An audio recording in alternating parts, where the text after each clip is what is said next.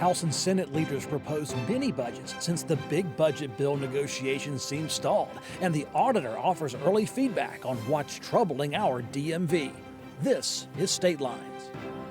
Quality public television is made possible through the financial contributions of viewers like you, who invite you to join them in supporting PBS NC.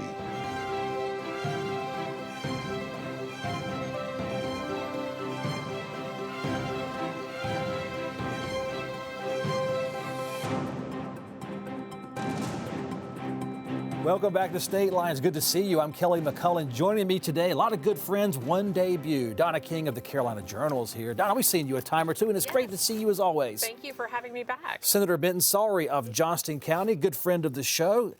You survived. We're out of legislative session. Yeah. You look great. I get to go back to work, see my kids. Right. So it's going to be a good week. There you go. Representative Maria Cervania of Wake County is here. Good to see you. You have a nice glow this first weekend out of a legislative session. Yeah, it was amazing. It actually gave me energy to see this week go through. So I'm happy to come. Oh, goodness. Yes, happy. And Scott Falmlen is here of Nexus Strategies. Scott, good to have you. Always have your colleague on, Morgan Jackson. We've gotten you out of the office too, and thanks for sharing your pre-July 4th week with us. Really, really wonderful. Thank you. Good to be here. Well, we have a lot to talk about. It's a lot of woulda, coulda, shoulda. People, I think, started the week in Raleigh thinking there might be some mini budgets at least. Senate leaders rolled out a mini budget aimed at operations. They also have a standalone Helene recovery bill where a deal was reached this week. But let's talk about the philosophy of these two budgets. Both the House and the Senate controlled by Republicans. Not a bit of movement on a full state budget bill. The Senate has at least laid out for the summer, adding $1 billion to the rainy day fund, funding a government efficiency office within the Department of the State Auditor called DAVE. To support economic incentives would give teachers a step increase. Republican leaders said, Senator Sawrey, that this Senate plan was way too policy-driven, reflects more of a major budget bill than a mini budget to tide the state over. You say, talk about the position of the Senate heading into the summer, because at least these issues are still alive technically, even if you go home. Sure, yeah. I mean, so we put together a larger budget package earlier this session that I think did a lot of what we want to do in the Senate. Kept taxes low, kept spending controlled, made investments in our state employees and our infrastructure. I was disappointed to see that we could not get some of the mini budget priorities done too, because there are things that we need to do as a state, right? We need to fund enrollment growth increases in our community colleges and K-12 public education. We need to fund our Medicaid obligations. We need to fund candidly, the DMV things that we'll talk about a little bit later on with the positions. So they're must-dos. I think what's important for the viewers to know is that the state is fortunate that we have a continuing resolution in place. So in spite of the fact that we don't have a budget, the state government will continue to operate. We still need to be proactive and responsible with respect to the growth things going on in the state. I represent Johnston County, one of the fastest growing places in North Carolina. I got a text message from our community college president earlier this week begging me for the enrollment growth dollars, because we cannot operate when we're seeing double-digit increases on a day or year-to-year basis without that enrollment growth money. Cervania, Democrats have not held a majority in the House and Senate since Republicans passed this bill that allows for continuing government operations in the absence of a state budget. Are Democrats in the House on the outside looking in on this process, and how do you weigh what to say about the idea that certain parts of the budget you really supported, and then nothing happens come June 30th? Right, so we've always been in the situation where we're on the outside looking in. And I often say to our Republican colleagues, if you just let us at the table, we might be able to get this done and be at the beach by July 1st. It's a lost opportunity. I mean, one of the major reasons why we're in Raleigh is to finalize a budget by June 30th. It's a missed opportunity because we have so many people who count on this. This is their livelihood. Families, schools, educators, state employees, and we leave them hanging. I want to go back to actually the policy portions of this. Specifically, Dave, it's almost as if us as legislators are giving our powers to an entity in the executive branch. Our role also is to provide oversight.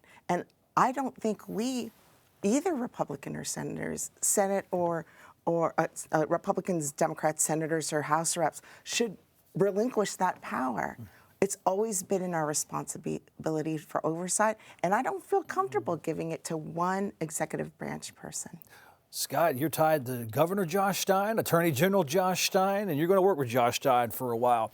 We've noticed off camera and on, he's been laying back, only a couple of vetoes here and there, been quiet. And some Senate Republicans think he might be letting the Republicans fight this thing out and paint their own picture. Is that pretty accurate? Well, I think I heard this morning he has 75 bills headed to his desk, so he's going to have He's a full ink pen. plenty of bills to look at and review and see what happens. But listen, I think everybody has addressed what the pressing needs are. Teachers need raises. Our law enforcement officers need raises. We need to fix DMV, and all of those problems can't be fixed without a budget. So while I'm glad the legislature has decided to go home for at least a month, hopefully that month will provide some clarity between both the House and the Senate and then get something done, because the needs of the state aren't going away.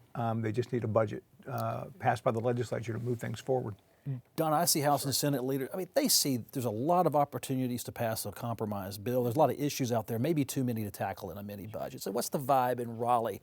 Sure. And what happens in Raleigh when two leaders just can't come together and they just walk away? Sure. And I would not say that they're walking away, truthfully. I think that the important thing is that we still have, the budget operates on the past budget when we can't reach a conclusion. I want the budget process to be difficult. I mean, that they're already spending too much money. And I think that what we really need to be seeing is that our priorities are met, that the taxes continue to go down the way they have been over the last decade. Democrats controlled it for a century. Republicans have controlled it the last, 12 years. And we've seen a marked improvement in North Carolina's economy during that time. But that's because there's healthy debate, that they're in there and their goal is to keep spending low and taxes low. All right, Representative, I want to talk about the House Republican budget. Their own mini budget, which still's out there as a proposal, would proceed with appears to be 2.5% pay increases for state employees, 6+% raises for educators. Retirees, you'd get a 1% raise in your pension. The House plan would eliminate those 20% of all vacant state jobs. It would also hire some new staff for the state auditor that you're referencing and the State Board of Elections. And then the big projects like the planned state children's hospital would remain in limbo. So just a little pivot towards the House position. Different priorities, but I think they're issues that even Democrats say we need to address. Right, and you're mentioning 2.5%. That doesn't even equate to inflation. It's just way too little to provide for our families and the people who are already not working for a respectable salary, I would say, when it comes to state employees and the dedication and passion that they put in for North Carolinians. There's other things that are on here too, in that there's a cutting of 20% of vacant positions. And they're saying that, well, these have been going on even in perpetuity almost. But we need to ask the question, why have they been open? Why have they been vacant? And it's because, again, going back, these positions have not been assessed to have respectable wages that actually a state employee can live on. A couple more things on this is that, like you mentioned, the child health issue, particularly with a hospital. It's discussed that it potentially can be in my district. And, we've been having great debates not only between Republicans and Democrats, but in the community when it comes to what benefit this will be. And it goes back to economy. That hospital will increase the ecosystem of pharma and everything else. I was going to say, with these issues, I mean, everyone lines up 50 issues. Why can't House and Senate budget negotiators just take what's important to each of them and just put it together? I know you're arguing over triggers for future tax increases, and the entire state budget seems to be held up on that, or is that too simplistic of a view? I think that's one big issue. But why stop everything else because of that? Well, because, on the tax triggers piece, it impacts the revenue and the revenue going forward. One of the first things that occurs when we have the budget negotiations is determining how much money we're going to spend. I think people recall what happened in 2008, 2009, and 2010 with furloughs and major deep cuts and not wanting to be in that position again. So the Senate mini budget that came out this week, you see us prioritizing replenishing our savings accounts. And I'm glad to hear Representative Cervania endorse the Children's Hospital, which I think is one of the biggest economic development projects in the state of North Carolina. It'll have a huge impact on health in the state of North Carolina. You also see us taking proactive measures with health care in North Carolina. We are facing a $1.4 billion shortfall obligation with Medicaid. if the budget is not passed soon, we're going to see a major healthcare priority program that's going to collapse, that is proven to save thousands of dollars per person across the state. This goes back to the core function, but to what Donna said a second ago, we're talking about tens of billions of dollars that have accumulated. I mean, we are passing and building upon what we've done in prior years.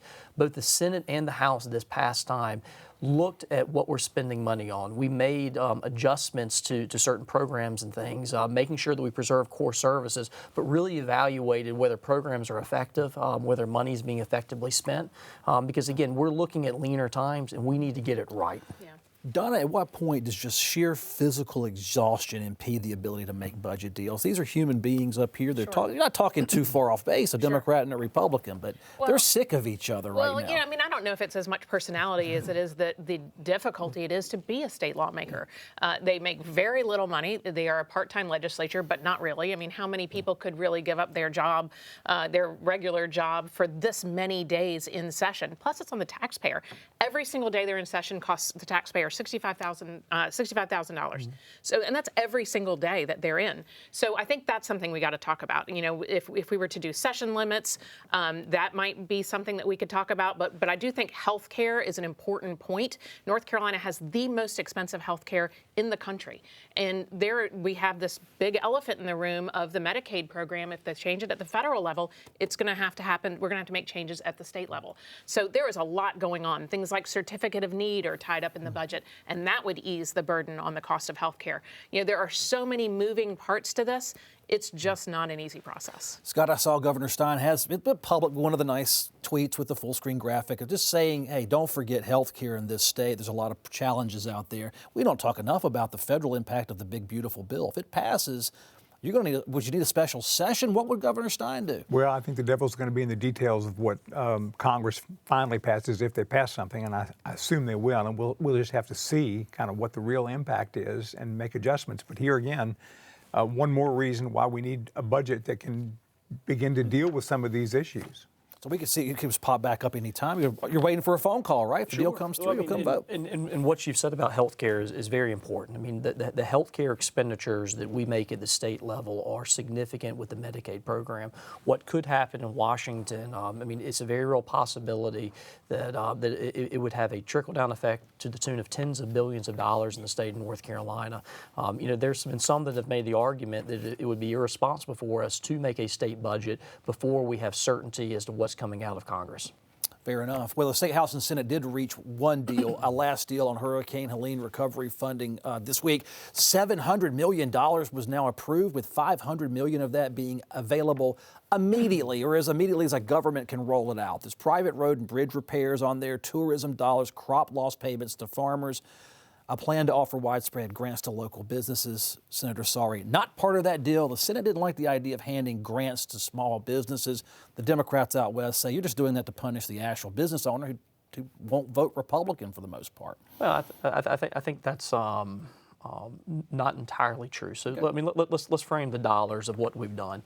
So the North Carolina General Assembly has now appropriated $2.1 billion to relief in the western part of the state. To frame that, we have funded $855 million for Hurricane Matthew and $353 million for Hurricane Florence, storms that devastated eastern North Carolina. We have committed significant resources that are unprecedented in the history of North Carolina towards making sure that we rebuild our local governments, our economy, and our core infrastructure. If we fund these grants, then we're setting a precedent for the future. Those were not funded in prior storms. My community was devastated during some of these. I know down east in places like Robeson County saw similar, just widespread destruction. North Carolina does not have the power of the printing press. The SBA and other nonprofits who receive funding from the federal government can step in and do that, but the state's responsibility is with respect to our roads, to our local governments, to our municipal governments, to our education institutions, to our water and sewer systems, and making sure that those things are back in place and repaired so that the businesses can operate and get people back on their feet. I don't want to dwell on the business grants because it's not part of the bill, but what is coming is $700 million. In some ways, Republicans say they've exceeded even Governor Stein's expectations. And didn't everyone vote for this bill? Yes, begrudgingly. Begrudgingly? Well, of course we have to support this bill, but it is nearly not enough of the $60 billion that was estimated for full relief in that area. And we have to go backwards, and in comparing it to the other devastation events that happened prior, this is 5 times more than the last hurricane that we had. It's unprecedented, true, but we need to address it in an unprecedented way too. Small businesses are the backbone of North Carolina. They encompass 80–90% of our businesses here. For us to completely not support them at this time, we could potentially just not have anyone come back to that area. And that area of Western North Carolina could be not in existence anymore if we don't keep investing in bringing our businesses back, which will bring more people back, be it living back there again, and tourism, which is a huge part of the economics. Scott, great question. I bring this topic up on this show, and it becomes both the best recovery we've ever seen, but the most expensive, or we're struggling. The state may never come back. I saw the governor go on Colbert. We did a whole 30-minute show.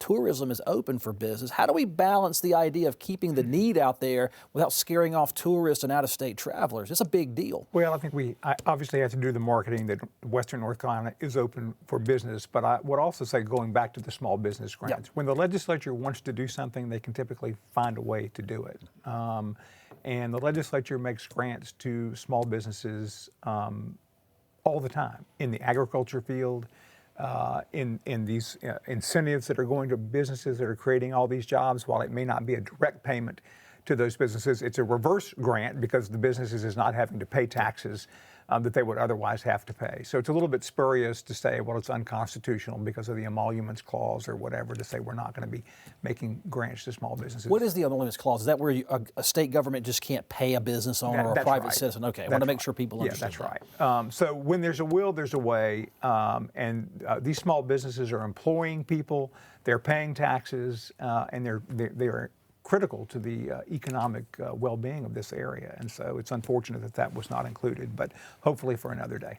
Would it be dangerous to pay business owners directly in the aftermath of a storm? I mean, just one time for the mountains could become 4 times for the beach, you know? Danger. I mean, I'm not sure. Fiscally dangerous, not physically dangerous. Well, I mean, I think, one, that this is the 5th package, and there's no one's under any misconception that this is going to be the last. I mean, I think that this is going to be an ongoing process. More than half, or the single largest chunk of this $700 million is for the DOT.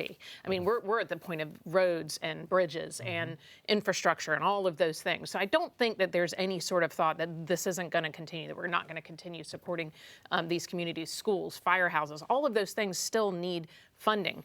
But I point to exactly what you're saying about the incentive programs. You know, the JDIB program has had problems considerably, and they've been putting money toward that and all of those. But there are vehicles, the SBA.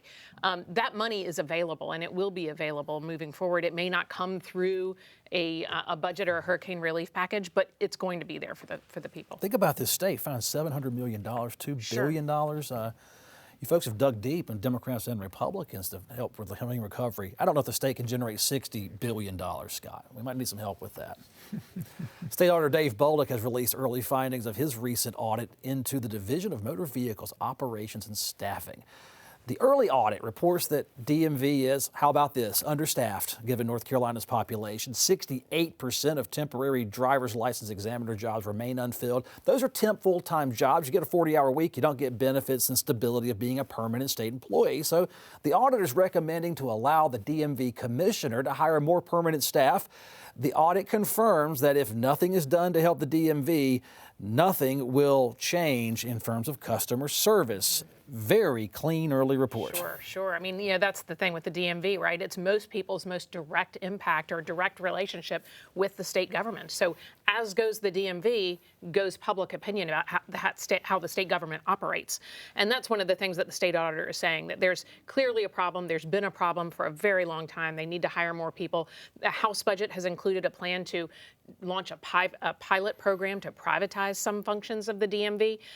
You know, I'm never sure that throwing money at a problem is really the solution to everything, but we're really talking about a management and structural problem in the DMV, and it's been brewing for quite a long time. Senator Sawrey, there was a time when the DMV was the enemy of the people. You know, there's always just belly ached about the DMV, but it seems like people are feeling somewhat empathetic or sympathetic for the plight. Now that stats are coming out, DMV hasn't grown. The state's really grown and become a destination for people wanting to live here. So it's a mix, it's a blessing and a curse, I would say. Sure. Well, so the Senate's mini budget this week addressed the auditor's concerns. I mean, we provided funding for additional positions and addressing the matter with the temporary employment forces. But I mean, we have made investments in the past, and I do think there is a management issue that I'm hopeful the new commissioner will address. We've appropriated tens of millions of dollars for technology upgrades. We have made appropriations for additional facilities and people in the past. But the auditor's report is clear. We're going to follow those recommendations, see what we need to do with that, and because again, it's as Donna said, it's the forward-facing entity of the state of North Carolina. We need to get it right. Representative Cervania, how much would an auditor's report given back to legislators, Democrats and Republicans especially, would it be followed, or is that him telling them what to do and that doesn't go over very well? I think we need to take it out of partisan politics. We all, I believe, agree that we need to have solutions at the DMV. I want to also provide some preface. We have a law in place in our statute that the DMV is only allowed to hire 560 plus people. This was a law made decades ago. And also we haven't created any new DMV buildings since 2003. We are considerably a bigger state right now. And we've been using the DMV as some political fodder. I think now, hopefully, no matter where this information is from, we can all gather together, put solutions in place, help our people, as Donna has said. It's one of our first lines of customer service to our people and really serve them the right way. Scott, is the DMV's issues all these years, is that an executive branch problem from mismanagement, or is it a legislative problem to fund? Because if the DMV gets fixed, somebody's going to want credit for it in 2028. Who should get it? It's primarily a funding issue, and I think the auditor's report was a validation of many of the requests that former Commissioner Wayne Goodwin said the DMV needed to get things back on track. And so hopefully with the fresh start with Commissioner Tyne and the seemingly added confidence or increased confidence that the legislature has in him, the funding and these structural changes will happen, because it's important to get this right and to get it right quick, which is another reason why we need a state budget. And we can watch the process unfold. Final topic tonight, all 100 North Carolina counties, Scott, have new Republican majorities at the local elections board level. Thought you might know about that. Panelists, state appeals court judges cleared that way for Auditor Dave Bullock to make elections board changes as appointment powers shifted to the auditor from the governor's office. The Board of Elections also says it will attempt to reach nearly 200,000 voters whose registrations are incomplete. That's to attempt to comply with a Trump administration lawsuit to clean up voter rolls. The politics of this, strong, it's deep, it's weedy, it's a Raleigh thing. But what does it mean to have a new majorities of Republicans on all 100 county boards? First time, since 2016? Well, I think I personally am kind of waiting and watching warily this move of the elections process directly to the state auditor's office. No other state auditor in the country is in charge of elections. If it's not an independent board, it's usually the Secretary of State. The legislature chose not to give it to the Secretary of State, I'm assuming because she's a Democrat, and they gave it to the auditor because he's a Republican. The first action of the new State Board of Elections was to elect a chairman of the board who was a 2020 election denier, and to fire the nonpartisan director of the Board of Elections, who led a staff who had won national awards in election administration. So, and in her place, they hired a political operative. So, I think it's unfortunate that it's come to this, but the Supreme Court has upheld it for whatever reason, and I'm watching very warily and concerned that we're just going to see a continuation over the next 2 and 4 years of the move to exclude voters, much like happened in the Allison Riggs, Jefferson Griffin case, trying to exclude voters and curtail who can vote. And that's unfortunate. Got about 90 seconds left. To you on this issue, the elections boards, all the politics of elections. To the victor go the spoils, by the way. If you lose, you can fire the people and replace them, apparently. Yeah, and now that we're going to not have them exempt, the board is going to hire people of their party.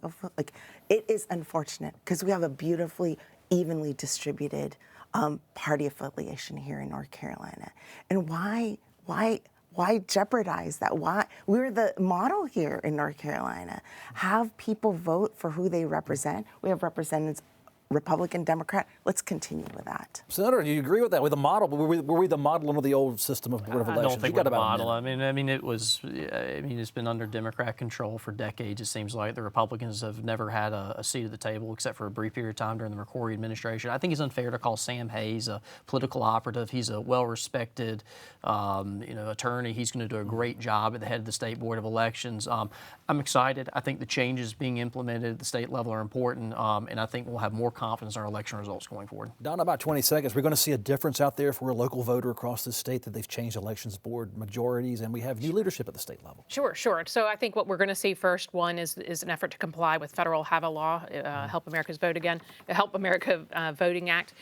So we're going to see a lot more of that, trying to make sure that every single ballot, every single voter registration has all the information that it's required to have by law, by federal law. So that'll be the first effort we see. But I think when we get down to it, folks in their community are going to see people that are from their community on their local board. And I think that's always a good thing. All right, we'll close with that. Scott, thanks for being on the show this week. Hope you'll come back and see us. Representative, Senator Donna, always good to see you. More importantly, it is great to see you each and every week here on State Lines. If you have a thought about what you've heard, an opinion, email me, statelines@pbsnc.org. I'm Kelly McCullen. Thank you for watching, and I'll see you next time.